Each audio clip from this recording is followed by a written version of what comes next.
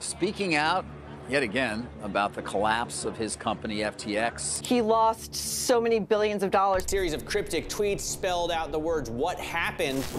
On the 7th of November, Sam Bankman-Fried's worst nightmare became reality. It was another black page in the history of the crypto industry. FTX, one of the largest exchanges in the world, collapsed from top to bottom in the blink of an eye. Sam's net worth, which had previously peaked around $26 billion and was sitting at $10 billion in October, has now sunk to a bare $900 million. Or did he drain some of his money into a secret wallet? Millions of people that were trading on the platform have seen their life savings vanish. The news has reached the top headlines, making the whole world question what the hell has happened. To understand it all, we will have to take a deep dive into this dark story. The true genius behind it all was Sam Bankman-Fried, also known as SBF. The 30-year-old entrepreneur, born on the Stanford campus, was always a standout figure who embodied the "I'm just a tech nerd" cliché of the past decade to the extreme. Yet he was the one who found a gap in the market, an opportunity to make huge profits for both himself and customers. In 2017, SBF founded Alameda Research, a quantitative trading firm, which allowed him to leave his job at Jane Street Capital. With Alameda Research, he managed to make insane amounts of money through arbitrage trading. Arbitrage trading is the simultaneous buying and selling of assets in different markets to take advantage of the price difference between them. It was an ingenious method of taking advantage of the higher price of Bitcoin in Japan, which showed almost a 10% difference to the prices in the USA. Through this method of trading, they earned a staggering $20 million. Shortly after Alameda Research, another creation grew within the company: FTX. FTX was to be a cryptocurrency exchange like nothing anyone else had ever seen before. Other platforms had made promises of completely safe trading and high yields, but SBF seemed to have delivered on his promises. He was seen as a knight in shining armor, not only to traders but also to other companies, as he bought out smaller companies and helped many of them out from between a rock and a hard place. But what made FTX so attractive?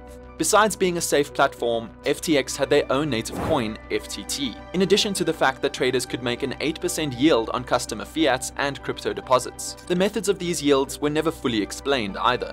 It seemed almost too good to be true.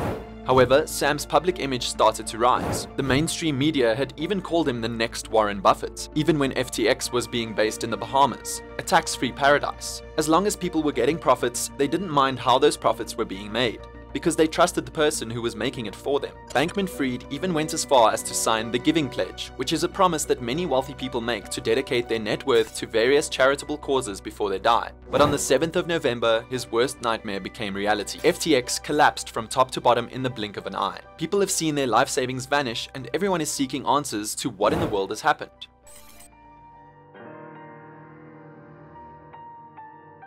The earliest signs of trouble for SBF was indirectly caused by himself, when he insulted one of his biggest competitors, Changpeng Zhao, also known as CZ, who is the founder of Binance, the leading exchange in cryptocurrency. Sam released a tweet excited to see him repping the industry in DC going forward. He is still allowed to go to DC, right?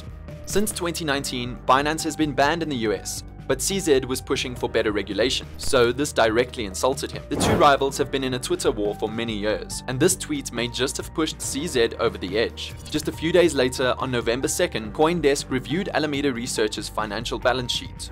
It turns out the company's books were as much of a mess as Bankman-Fried's computer room.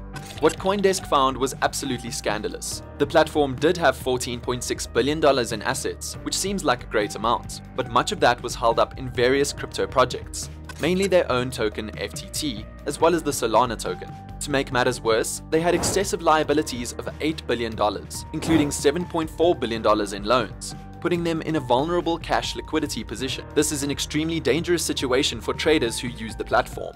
It means that if withdrawals were to be made from the exchange, FTX is not likely to be able to pay it all back, especially if they are coming in at a high volume. So people started to become suspicious. But what would be up next was something no one had expected. Different criticizing articles started to pop up, and on the 6th of November, CZ made an announcement on Twitter that he would liquidate all of its FTT tokens. The total value was said to be $580 million, which made Binance a 5% shareholder of the total. This caused panic among traders, and it spread like wildfire. Are you familiar with a bank run?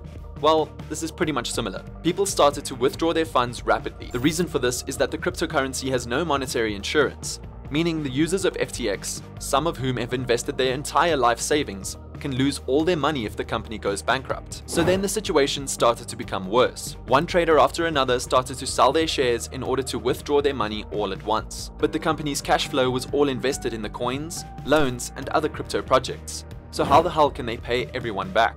Well, they basically can't. But on Monday, the 7th of November, Bankman-Fried responded to the chaos with his own series of tweets, claiming that a competitor is trying to go after us with false rumors. He added, "FTX is fine, assets are fine." But the next few days became a terrific roller coaster. FTX shares continued to drop, and SBF knew secretly that he had no liquid cash. He searched all over Silicon Valley for someone to save him, and ironically enough, ended up with the person he hated the most, his rival. CZ signed a non-binding letter of intent to buy FTX, meaning that he could still pull out of the deal at any moment. The following statement was given by CZ. "This afternoon, FTX asked for our help. There is a significant liquidity crunch. To protect users, we signed a non-binding letter of intent, intending to fully acquire FTX.com. But rumors grew about FTX's insolvency and suspicious holes in the balance sheet. The next day, Zhao abruptly pulled the plug, sending Bankman-Fried's business into a full-fledged catastrophe. In 24 hours alone, shares dropped 30%. FTX ended up freezing withdrawals for one day, and to make matters worse, no one from the company released any statements. It was complete radio silence. In the days after, there was $5 billion in withdrawals. People were losing billions and billions of money, but still hoping for the best. Unfortunately, this was the end of FTX's era. On the 12th of November, the company filed for bankruptcy in the US. But now it turns out that some of the money is missing, and it is nowhere to be found. Since the platform has been crashing down, there's been a huge lack of faith. In the beginning, the mainstream media and traders alike assumed that the company had been mismanaged. Unfortunately, this could not be the truth. On the day that the withdrawal system was shut down, there was an extremely convenient hack, which drained $600 million from the wallets of users of FTX. However, was this hack from some unknown source, or was it done by SBF himself in order to drain more money from his users in order to save himself instead? SBF had expressly asked them to create a backdoor in which he would be able to move funds without anyone's consent or knowledge from FTX to Alameda and other entities. This was done months before FTX and Alameda became insolvent. Things are currently not looking great for the Warren Buffett of the crypto industry. Despite the Bahamas being an absolute tax haven for him and his cronies, the Bahamas have an extradition treaty with the US, meaning if charges are to be brought against him, he is not protected by their government. He's currently under supervision of the Bahamian authorities. So, how do you think this will end?